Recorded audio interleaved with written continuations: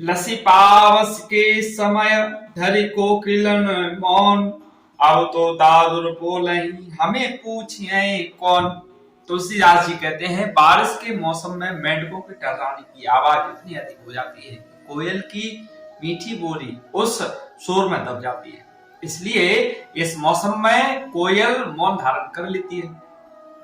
तुलसीदास जी इस दोहे के माध्यम से समझाना चाहते हैं कि जब मेंढक रूपी धूर्त व कपटी लोगों का बोलबाला हो जाता है, तब समझदार व्यक्ति चुप ही रहना पसंद करता है और व्यर्थ वार्तालाप में अपनी ऊर्जा नष्ट नहीं करता। इस दोहे में कलयुग का सच दिखता है। जो सच्चे साधु संत हैं वे मौन रहेंगे और ढोंगी बाबाओं को बोलबाला रहेगा।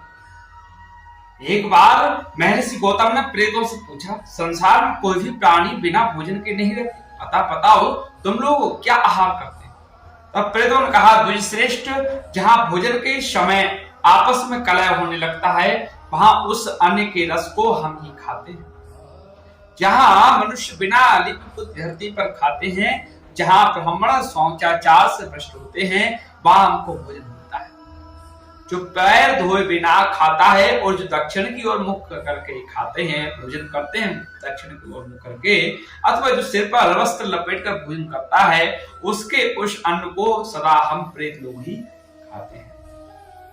जहां रजस्वला स्त्री, चांडाल और सुअर श्राद्ध के अन्न पर दृष्टि डाल देते हैं, वह इन पितरों का नहीं, हम प्रेतों का ही भोजन होता है।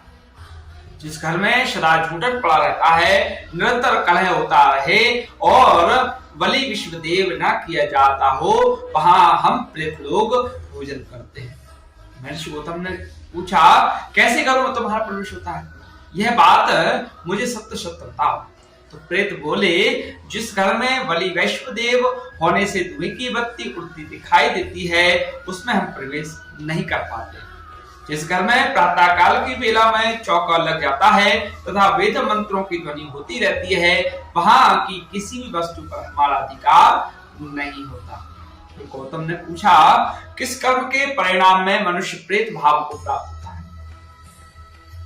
प्रेत बोले, जो धरोहर हड़प लेते हैं, झूठे मुंह यात्रा करते हैं, गाय और ब्राह्मण की हत्या करने वाले हैं, वे प्रेत योनि को प्राप्त होते हैं। चुगली करने वाले, झूठी गवाही देने वाले, न्याय के पक्ष में नहीं रहने वाले, वे मरने पर प्रेत होते हैं। सूर्य की ओर मुंह करके फूंक, खकार और मलमूत्र का त्याग करते हैं, वे प्रेत शरीर प्राप्त करके दीर्घ काल तक उसी में स्थित रहते हैं।